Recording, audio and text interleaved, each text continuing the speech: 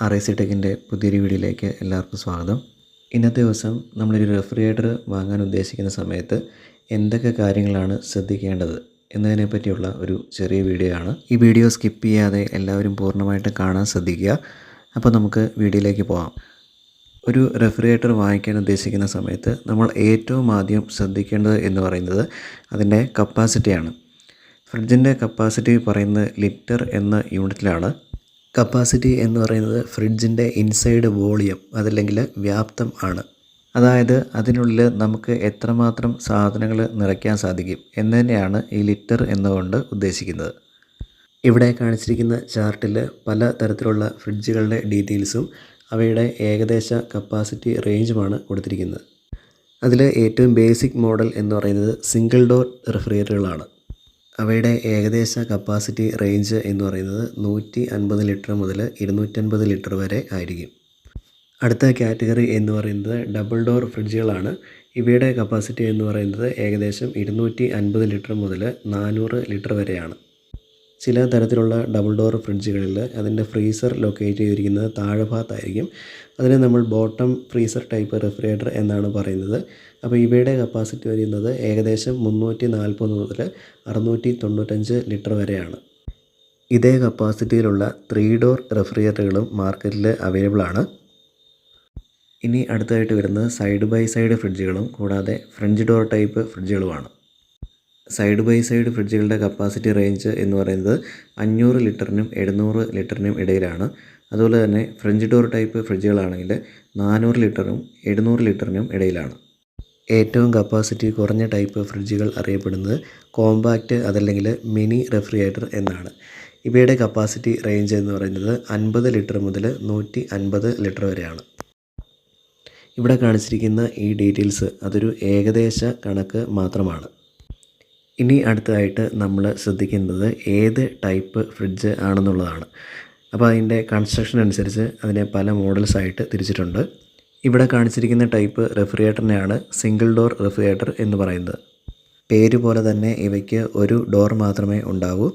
സാധാരണയായിട്ട് അതിൻ്റെ മോൾ ഭാഗത്തായിരിക്കും freezer compartment locate ചെയ്തിരിക്കുന്നത്. ഫ്രീസർ കമ്പാർട്ട്മെൻറ്റിൻ്റെ ഏകദേശ ടെമ്പറേച്ചർ റേഞ്ച് എന്ന് പറയുന്നത് -18 ഡിഗ്രി സെൽഷ്യസ് മുതൽ -20 ഡിഗ്രി സെൽഷ്യസ് വരെയാണ്. ഇതിന് താഴെയായിട്ടാണ് റെഫ്രിജറേറ്റഡ് കമ്പാർട്ട്മെൻറ്റ് ക്രമീകരിച്ചിരിക്കുന്നത്.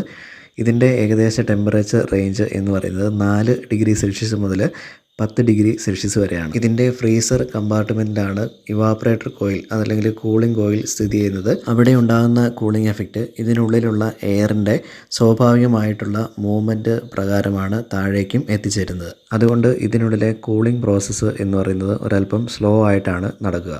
ഉള്ളിലുള്ള കമ്പോണൻസ് വളരെ കുറച്ചേ ഉള്ളതുകൊണ്ട് അവയ്ക്ക് കംപ്ലൈൻറ്റ് ഉണ്ടാകുന്ന സാധ്യത അല്പം കുറവായിരിക്കും. ഇനി അടുത്തതായിട്ട് വരുന്ന ഡബിൾ ഡോർ ഫ്രിഡ്ജാണ്. അതിൻ്റെ മുകളിലൊരു ചെറിയ ഡോറും താഴെ ഒരു വലിയ ഡോറും കാണാം. അതിൽ ചെറിയ ഡോറുള്ള ഭാഗമാണ് ഫ്രീസർ കമ്പാർട്ട്മെൻറ്റ്, താഴെയുള്ള ഭാഗമാണ് റെഫ്രിജറേറ്റർ കമ്പാർട്ട്മെൻറ്റ്. ഇവയെ ഫ്രോസ്റ്റ് ഫ്രീ റെഫ്രിജറേറ്റർ എന്നും പറയാറുണ്ട്. അതിൻ്റെ കാരണം ഫ്രിഡ്ജ് വർക്ക് ചെയ്യുന്ന സമയത്ത് അതിൻ്റെ കൂളിംഗ് കോയിലിന് പുറത്തൂടെ ഐസ് കട്ട പിടിക്കും. അപ്പോൾ ഈ കട്ട പിടിക്കുന്ന ഐസിനെ ഒരു ടൈമറും ഒരു ഇലക്ട്രിക് ഹീറ്ററും ഉപയോഗിച്ചിട്ട് ഉരുക്കി കളയുന്നു. അതുകൊണ്ടാണ് ഇതിനെ ഫ്രോസ്റ്റ് ഫ്രീ റെഫ്രിജറേറ്റർ എന്ന് പറയുന്നത്.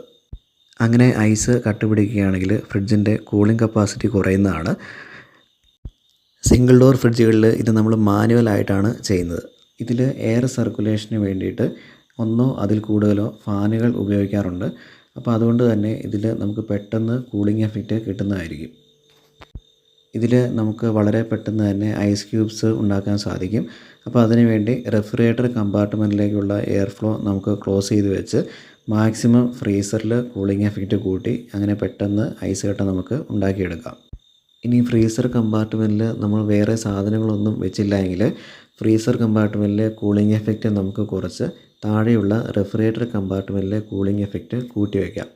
3 ഡോർ റെഫ്രിജറേറ്ററിൽ ഏറ്റവും താഴെയായിട്ട് മറ്റൊരു കമ്പാർട്ട്മെൻറ്റ് കൂടെ ഉണ്ടാവും.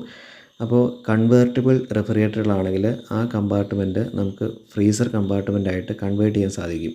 അപ്പോൾ ഇവിടെ കാണിച്ചിരിക്കുന്നത് അത്തരത്തിലുള്ള ഒരു ഫ്രിഡ്ജാണ്. ഡബിൾ ഡോർ ഫ്രിഡ്ജിലേതുപോലെ തന്നെ ഇതിനുള്ളിലും എയർ സർക്കുലേഷന് വേണ്ടിയിട്ട് ഒന്നോ അതിൽ കൂടുതലോ ഫാനുകൾ യൂസ് ചെയ്യാറുണ്ട്. അപ്പോൾ ആ ഫാനുകൾ ഉപയോഗിച്ച് നമുക്ക് പെട്ടെന്ന് കൂളിംഗ് എഫക്റ്റ് വരുത്താൻ സാധിക്കും.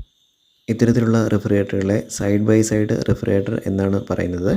അപ്പോൾ ഇതിൽ വളരെയധികം സ്റ്റോറേജ് സ്പേസ് ഉണ്ട്. അപ്പോൾ അതുകൊണ്ട് തന്നെ ഏറ്റവും കപ്പാസിറ്റി ഉള്ള റേഞ്ചിലാണ് ഇത്തരത്തിലുള്ള റെഫ്രിജറേറ്ററുകൾ ലഭിക്കുന്നത്. ഇവിടെ കാണിച്ചിരിക്കുന്ന ടൈപ്പ് റെഫ്രിജറേറ്ററുകളെ ഫ്രഞ്ച് ഡോർ ടൈപ്പ് റെഫ്രിജറേറ്റർ എന്നാണ് പറയുന്നത്.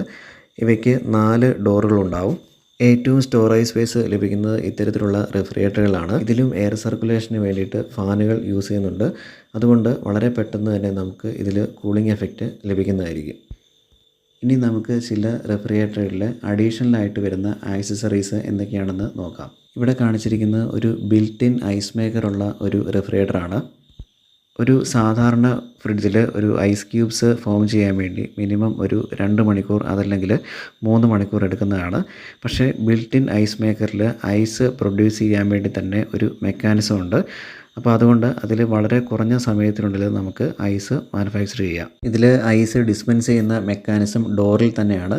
അപ്പോൾ അതുകൊണ്ട് ഫ്രിഡ്ജിൻ്റെ ഡോറ് തുറക്കാതെ തന്നെ നമുക്ക് പുറത്തു നിന്ന് ആ ഐസ് പുറത്തെടുക്കാൻ സാധിക്കും. ഇപ്പോൾ മാർക്കറ്റിൽ കാണപ്പെടുന്ന ഏറ്റവും പുതിയ ടൈപ്പ് ഫ്രിഡ്ജുകളിൽ ഉള്ള ഒരു ടെക്നോളജിയാണ് കൺവേർട്ടിബിൾ ഓപ്ഷൻ. കൺവേർട്ടിബിൾ എന്നുകൊണ്ട് ഉദ്ദേശിക്കുന്നത് ഒരു കമ്പാർട്ട്മെൻറ്റിനെ നമുക്ക് വേണമെങ്കിൽ ഫ്രീസറായോ അതല്ലെങ്കിൽ റെഫ്രിജറേറ്റർ കമ്പാർട്ട്മെൻറ്റായോ ഉപയോഗിക്കാം. ഇപ്പോൾ ഫ്രീസർ കമ്പാർട്ട്മെൻ്റ് ആണെങ്കിൽ അതിൻ്റെ ടെമ്പറേച്ചർ 0 ഡിഗ്രിക്ക് താഴെയായിരിക്കും. മൈനസ് ടെമ്പറേച്ചറിലായിരിക്കും, ഏകദേശം -23°C വരെ വരാം.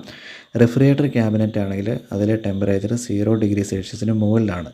അപ്പോൾ നമുക്ക് ഇഷ്ടാനുസരണം ഒരു കമ്പാർട്ട്മെൻറ്റ് ഫ്രീസറോ അതല്ലെങ്കിൽ റെഫ്രിജറേറ്റർ ക്യാബിനറ്റോ ആയി മാറ്റാം. ഇവിടെ കാണിച്ചിരിക്കുന്ന ഒരു 5-in-1 കൺവേർട്ടിബിൾ റെഫ്രിജറേറ്ററാണ്. അപ്പോൾ അതുകൊണ്ട് അതിൻ്റെ റെഫ്രിജറേറ്റർ കമ്പാർട്ട്മെൻറ്റും ഫ്രീസർ കമ്പാർട്ട്മെൻറ്റും നമുക്ക് 5 തരത്തിൽ ചേഞ്ച് ചെയ്യാൻ സാധിക്കും.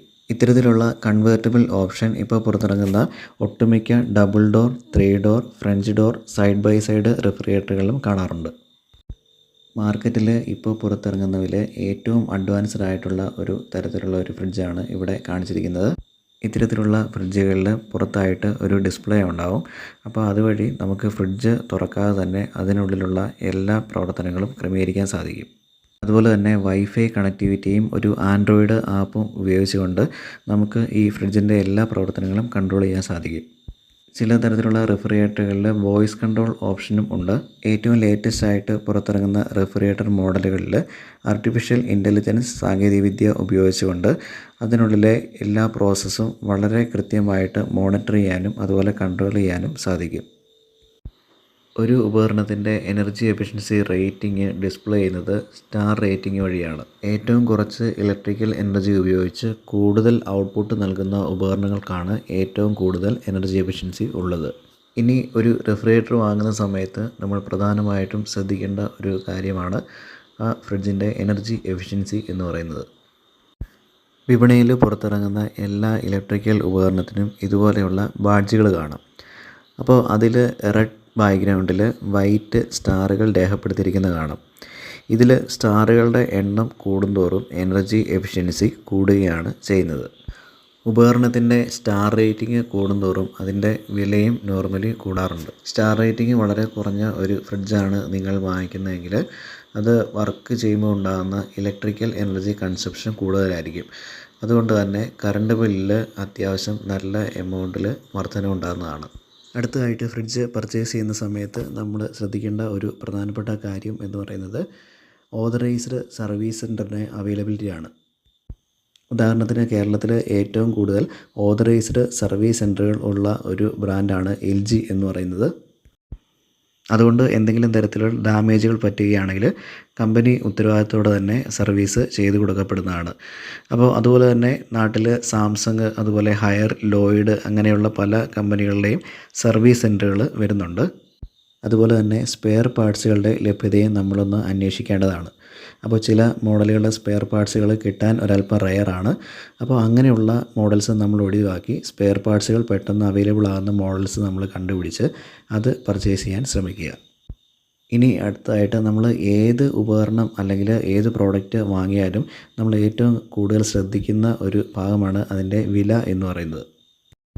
സിംഗിൾ ഡോർ ഫ്രിഡ്ജുകളുടെ ഏകദേശ വിലയുടെ റേഞ്ച് എന്ന് പറയുന്നത് 10,000 രൂപയ്ക്ക് മുകളിലാണ്. ഏകദേശം 11,000 തൊട്ട് 18,000 വരെയൊക്കെയാണ് അതിൻ്റെ പ്രൈസ് റേഞ്ച് വരുന്നത്.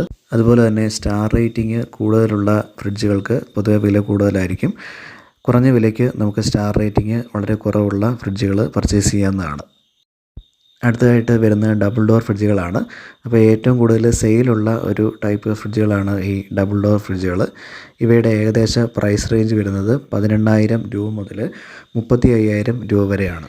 ഇനി അടുത്തതായിട്ട് വരുന്നത് സൈഡ് ബൈ സൈഡ് റെഫ്രിജറേറ്ററുകളാണ്. അപ്പോൾ ഇവയുടെ കപ്പാസിറ്റി ഒരല്പം കൂടുതലാണ്, കൂടുതൽ അഡ്വാൻസ്ഡ് ഫീച്ചേഴ്സും ഉണ്ട്. അതുകൊണ്ട് തന്നെ ഇവയുടെ ഏകദേശം വിലയുടെ റേഞ്ച് എന്ന് പറയുന്നത് 40,000 to 60,000 രൂപ വരെയാണ്. ഏറ്റവും അഡ്വാൻസ്ഡ് ഫീച്ചേഴ്സുള്ള ഫ്രിഡ്ജുകളാണ് സ്മാർട്ട് ഫ്രിഡ്ജുകളിൽ വരുന്നത്. ഇപ്പോൾ നമ്മൾ സാധാരണ കാണപ്പെടുന്ന ഫ്രഞ്ച് ഡോർ ടൈപ്പ് ഫ്രിഡ്ജുകൾ കൂടുതലും സ്മാർട്ട് ഫ്രിഡ്ജുകളാണ്. അപ്പോൾ ഇതിൽ നേരത്തെ പറഞ്ഞ പോലെ തന്നെ ബിൽറ്റ് ഇൻ ഐസ് മേക്കർ ഉണ്ടാകാം. കൂടാതെ ഇതിൽ പല കമ്പാർട്ട്മെൻറ്റുകളും നമുക്ക് ആവശ്യമുള്ള രീതിയിൽ കൺവേർട്ടബിളാണ്. അത് ഫ്രീസറോ അല്ലെങ്കിൽ റെഫ്രിജറേറ്റർ കമ്പാർട്ട്മെൻറ്റോ ആക്കി മാറ്റാം. കൂടാതെ ഇവയ്ക്ക് യൂസറുമായിട്ട് കമ്മ്യൂണിക്കേറ്റ് ചെയ്യാൻ വേണ്ടിയിട്ട് ഒരു ടച്ച് സ്ക്രീൻ ഡിസ്പ്ലേ ഉണ്ടാവും. അങ്ങനെയുള്ള നിരവധി ഫീച്ചേഴ്സ് ഉള്ളതുകൊണ്ട് ഇവയുടെ വില എന്ന് പറയുന്നത് ഏകദേശം 1,00,000 അതിന് മുകളിലുമാണ്. അപ്പോൾ ഈ വീഡിയോയിലൂടെ ഞാൻ പ്രധാനമായിട്ടും പറയാൻ ഉദ്ദേശിച്ചത് ഒരു ഫ്രിഡ്ജ് പർച്ചേസ് ചെയ്യുന്ന സമയത്ത് നമുക്ക് എന്തൊക്കെ കാര്യങ്ങൾ ശ്രദ്ധിക്കാം എന്നതിനെക്കുറിച്ചായിരുന്നു. അപ്പോൾ ഇതിൽ എല്ലാ കാര്യങ്ങളും എനിക്ക് ഉൾപ്പെടുത്താൻ പറ്റിയിട്ടില്ല. അപ്പോൾ ഇതുമായിട്ട് ബന്ധപ്പെട്ട എന്തെങ്കിലും ഡൗട്ടുകളുണ്ടെങ്കിൽ ഇതിൻ്റെ കമൻറ്റിൽ മെൻഷൻ ചെയ്യുക. കൂടാതെ റെഫ്രിജറേഷൻ, എയർ കണ്ടീഷൻ ഫീൽഡിലുള്ള പുതിയ അറിവുകൾക്ക് വേണ്ടി ഈ ചാനൽ സബ്സ്ക്രൈബ് ചെയ്യുക.